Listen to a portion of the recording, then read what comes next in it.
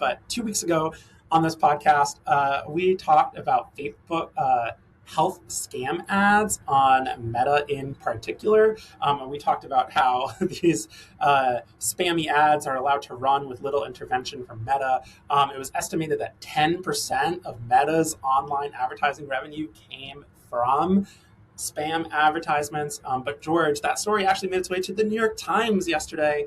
And they featured the work of a nonprofit called Reset Tech, which identified 350,000 Facebook ads for 390 unregulated health supplements targeting EU users, including products with drugs pulled from the US market for stroke risk, including a reach of 878 million users, and roughly a third of the ads were still live at publication. They cited, George, New York Times cited the original Reuters report that we mentioned. So just kind of putting it out there that this is a very live conversation.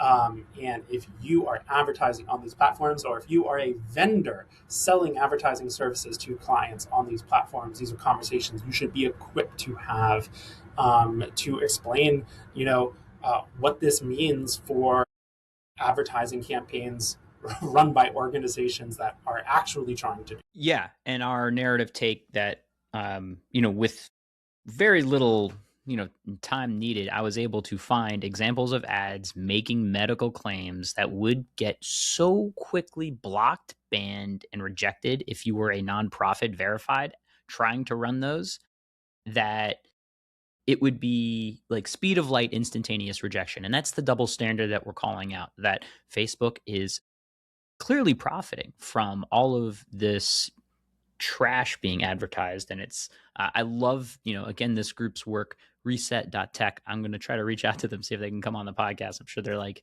completely, in the spotlight for the massive amount of work they did, but sort of a great title of this report: Clickbait Cures: Unmasking Deceptive Health Ad Infrastructure on Meta and Google. But again, the double standard here is that when you play by the rules as a nonprofit and messaging, you're not allowed to put verified, medically backed, real outreach and messaging and support systems to vulnerable people. That inventory, mind you, is reserved for absolute trash pharmaceuticals, hack cures, and predatory ads. That inventory is reserved for the people willing to pay, get flagged as many times as they want, while your nonprofit gets blocked. Just to really make sure you see that. Yep. Yep.